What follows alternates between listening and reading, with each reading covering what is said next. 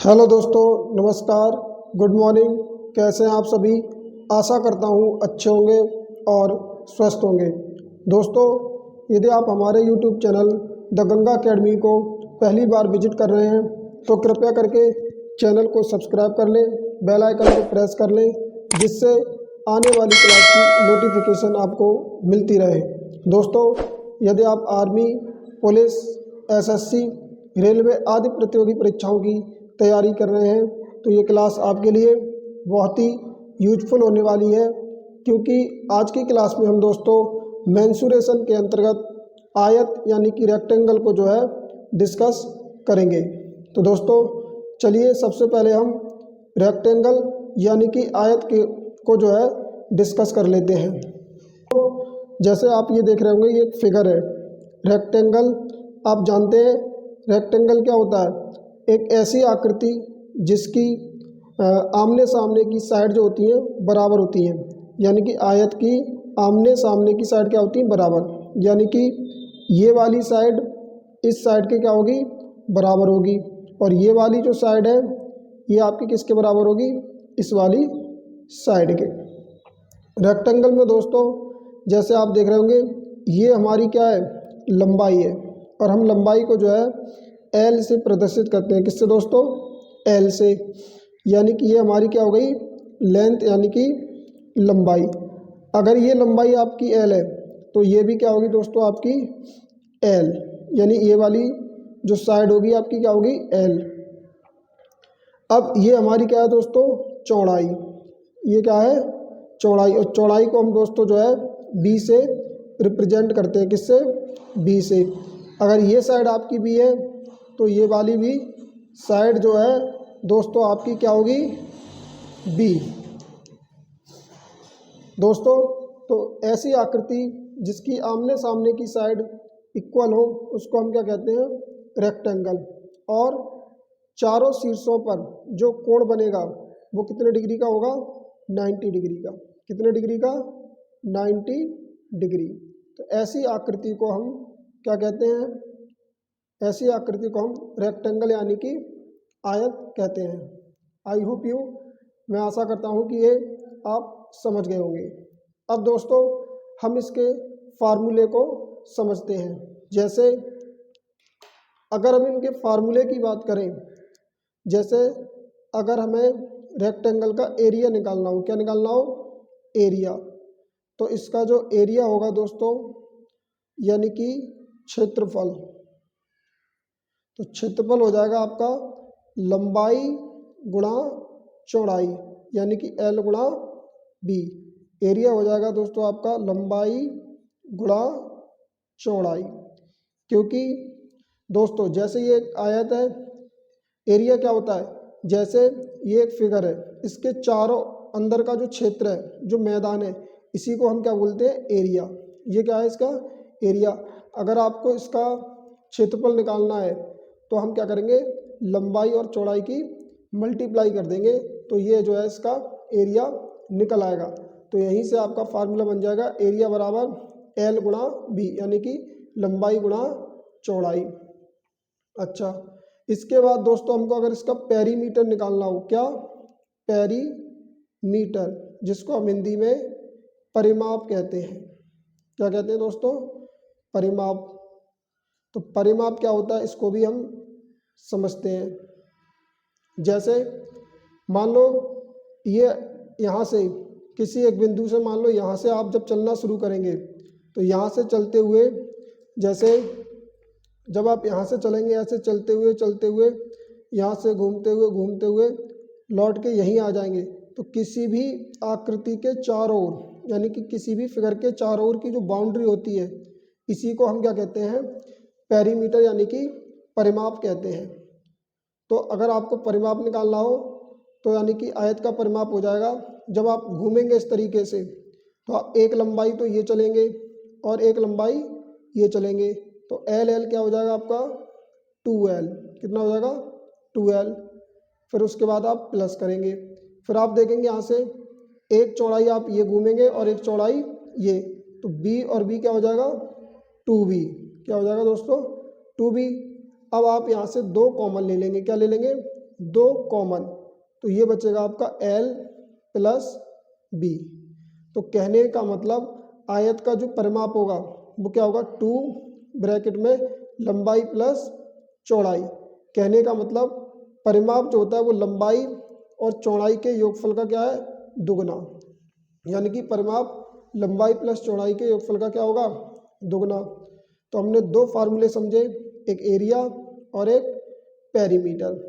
अब इसके विकर्ण को देख लेते हैं दोस्तों, डायगोनल को, यानी कि डायगोनल। डायगोनल क्या होता है, डायगोनल को हम दोस्तों हिंदी में विकर्ण कहते हैं। क्या कहते हैं, विकर्ण। डायगोनल को हम हिंदी में विकर्ण कहते हैं, जिसको हम डी से रिप्रेजेंट करते हैं। किससे दोस्तों, डी से। तो डायगोनल हो जाएगा इसका डी स्क्वायर बराबर हो जाएगा L square plus B square. क्या हो जाएगा, डी स्क्वायर बराबर L square plus B square. ये कैसे आया, अगर हम इसके विकर्ण की बात करें दोस्तों, तो आप यहाँ से इन दो शीर्षों को जब मिलाएंगे इस प्रकार से, तो ये कहलाता है दोस्तों क्या, इसका डायगोनल यानी कि विकर्ण। अगर आपको इसकी लंबाई निकालनी हो डायगोनल की, यानी कि ये विकर्ण आपको निकालना हो डायगोनल डी, तो आप देख रहे होंगे दोस्तों ये आपका एक समकोण त्रिभुज बन गया। क्या बन गया, समकोण त्रिभुज। और आप जानते हैं समकोण त्रिभुज में जो सामने वाली साइड होती है, ये आपका 90 डिग्री का कोण है, इसके सामने वाली साइड क्या है, ये विकर्ण, जिसको हम कर्ण भी कहते हैं। क्या कहते हैं, कर्ण। तो अगर आपको डायगोनल निकालना हो डी, तो आप जानते हैं ये जो आधार है और ये जो हाइट, इन दोनों भुजाओं के वर्गों के योगफल के बराबर होगा। समकोण त्रिभुज में क्या होता है, कर्ण का वर्ग बराबर लंब का वर्ग प्लस आधार का वर्ग। तो डी स्क्वायर बराबर हो जाएगा L square plus B square.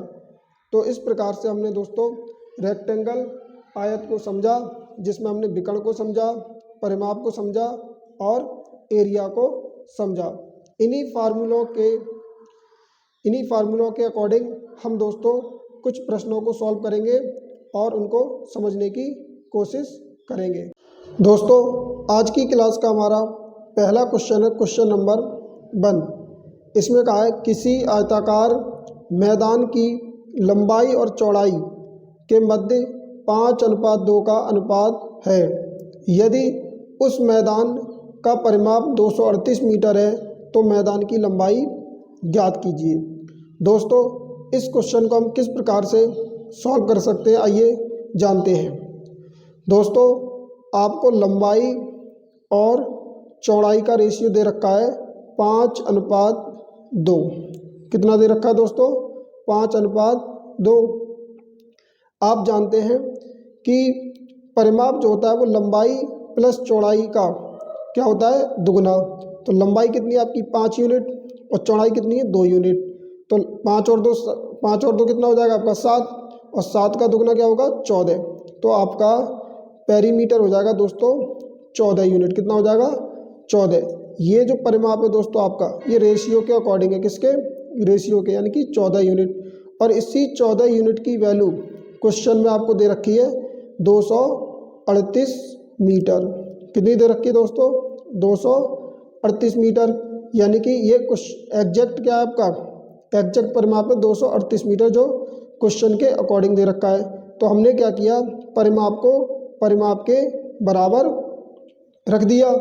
ये आपका रेशियो के अकॉर्डिंग, ये क्वेश्चन के अकॉर्डिंग। तो 14 की वैल्यू दोस्तों कितनी हो जाएगी 238। तो हम यहाँ से 1 यूनिट की वैल्यू फाइंड आउट करेंगे। तो 14 से भाग लाएंगे आप, 14 एकम 14, यहाँ से आपके कितने बच्चे 9 और पीछे आपके 8। तो ये हो गए दोस्तों आपके 98। तो 14 सत्ते 98, यानी कि 1 यूनिट की वैल्यू आ जाएगी आपकी दोस्तों 17। अगर 1 यूनिट की वैल्यू दोस्तों आपकी 17 है और आपसे पूछा मैदान की लंबाई, मैदान की लंबाई दोस्तों आपकी कितनी है 5 यूनिट। अब आपको क्या करना है, 5 की ही वैल्यू निकाल देनी है, यानी कि 5 की मल्टीप्लाई कर देंगे किसमें, 5 की गुणा कर देंगे आप 17 में, यानी 1 यूनिट की वैल्यू 17। तो 5 की वैल्यू कितनी हो जाएगी 5 × 17, यानी 17 पंजे 85। इस प्रकार से दोस्तों आपकी जो लंबाई निकल के आएगी 85 मीटर निकल के आएगी, जो कि आपका ए ऑप्शन ठीक होगा। दोस्तों अब हमारा नेक्स्ट क्वेश्चन है क्वेश्चन नंबर 2। इसमें क्या कहा है आपसे, एक आयत की लंबाई इसकी चौड़ाई की 5 गुनी है। यदि आयत का क्षेत्रफल 3125 सेंटीमीटर स्क्वायर है तो आयत की लंबाई ज्ञात कीजिए। दोस्तों इस क्वेश्चन में भी आपसे जो आयत की लंबाई पूछी गई है। दोस्तों सबसे पहले हम क्या करेंगे, लंबाई और चौड़ाई का क्या ले लेंगे, रेशियो, यानी कि लंबाई और चौड़ाई का क्या ले लेंगे, रेशियो। क्वेश्चन में बोला है आयत की जो लंबाई है वो चौड़ाई की 5 गुनी है, तो हम चौड़ाई को दोस्तों क्या मान लेंगे, 1 यूनिट। चौड़ाई को क्या मान लेंगे आप, 1। और जो लंबाई है वो चौड़ाई की 5 गुनी है, तो 1 का 5 गुना क्या होगा दोस्तों, 5, यानी 5। तो लंबाई हो जाएगी आपकी 5 यूनिट। तो यहाँ से आपने लंबाई और चौड़ाई का रेशियो निकाल लिया, जो क्या आया 5:1। अब क्वेश्चन में आपको दिया है आयत का क्षेत्रफल 3125 सेंटीमीटर स्क्वायर।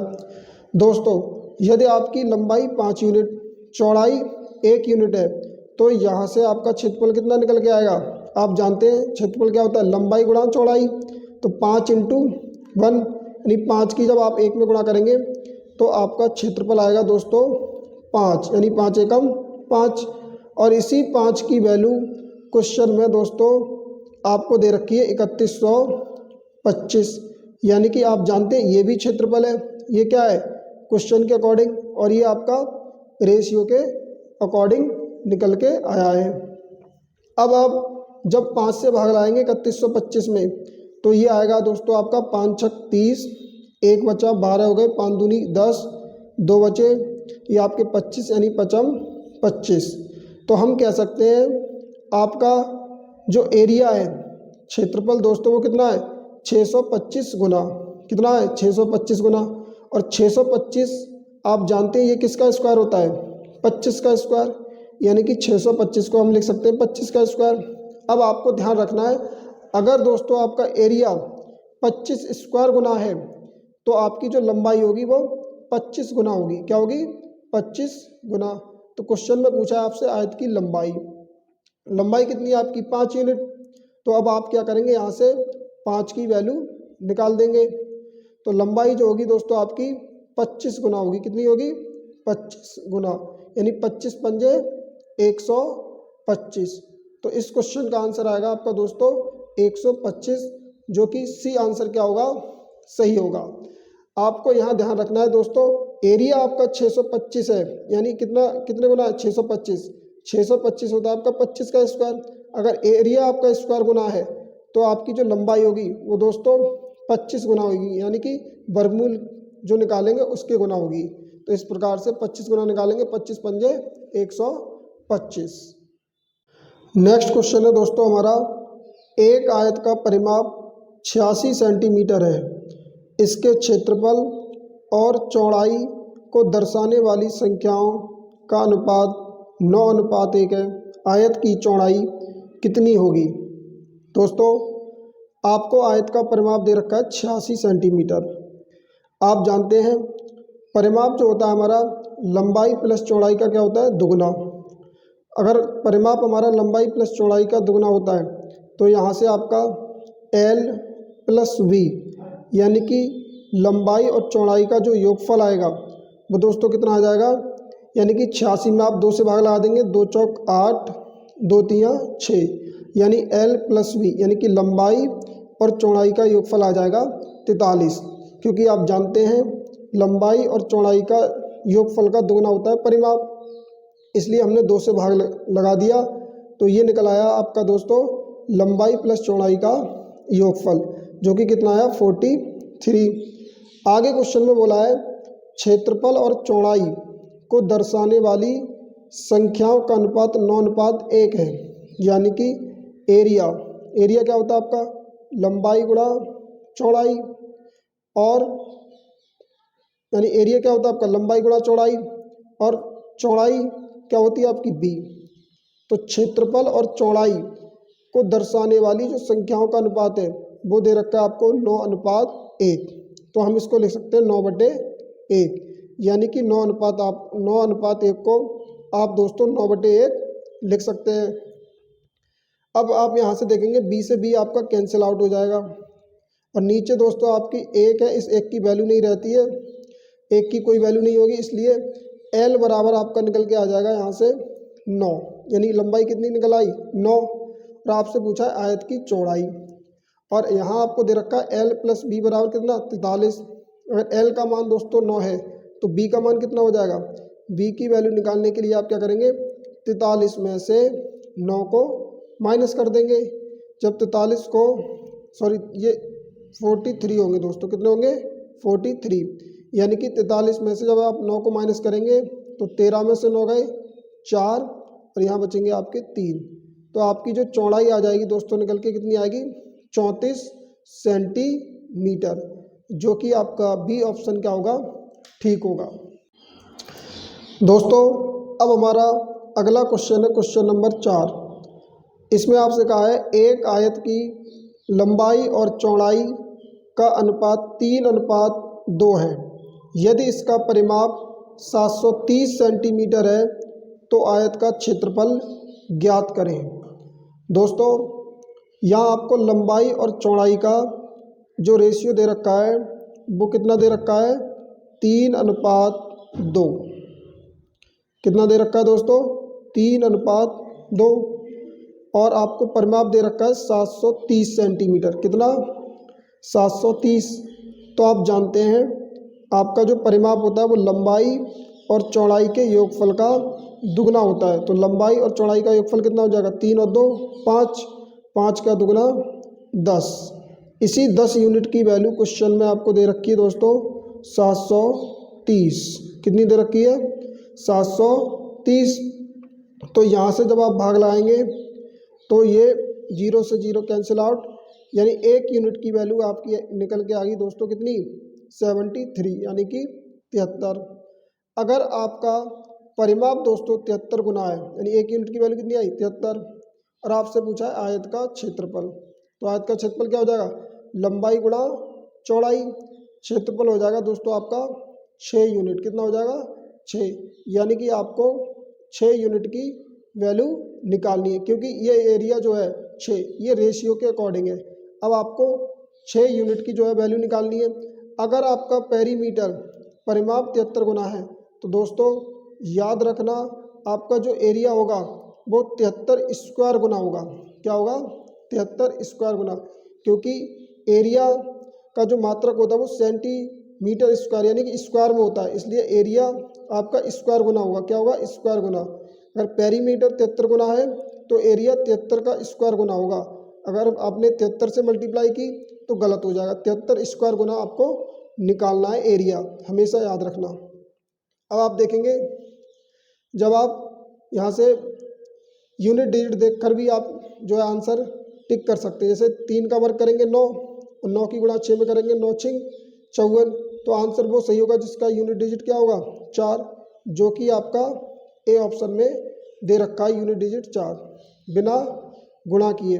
अगर आप पूरा आंसर निकालना चाहें तो 73 का स्क्वायर कीजिए, यानी कि 3 का वर्ग होता है आपका 9, स्क्वायर कैसे करेंगे 3 का वर्ग 9, फिर इन दोनों की मल्टीप्लाई 7 तिया 21 और 21 दूनी 42, 42 के 2 हासिल गए आपके 4, फिर 7 का वर्ग करेंगे 49, 49 और 4 53, यानी कि 53।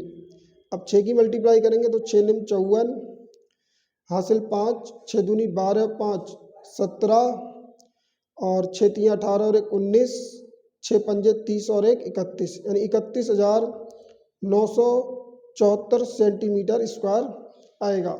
आपको इतना सॉल्व करने की ज़रूरत नहीं थी, आप यहाँ से देख लेते। 6 की मल्टीप्लाई करेंगे 3 का स्क्वायर कितना होता है 9, 9 6 54, यानी इकाई अंक कितना आएगा 4। एक ही ऑप्शन में इकाई अंक 4 है, ए ऑप्शन आप टिक कर देते, बहुत ही आसान था। दोस्तों आज की क्लास का अंतिम और नेक्स्ट क्वेश्चन है क्वेश्चन नंबर 5। इसमें कहा है एक आयत का क्षेत्रफल और परिमाप का वर्ग 1:25 के अनुपात में है। फिर आयत की छोटी और बड़ी भुजा की लंबाई का अनुपात ज्ञात कीजिए। यानी कि आपको आयत की छोटी और बड़ी भुजा की लंबाई का अनुपात बताना है। दोस्तों इस क्वेश्चन को अगर आप ऑप्शन से करेंगे तो ज़्यादा बेहतर रहेगा।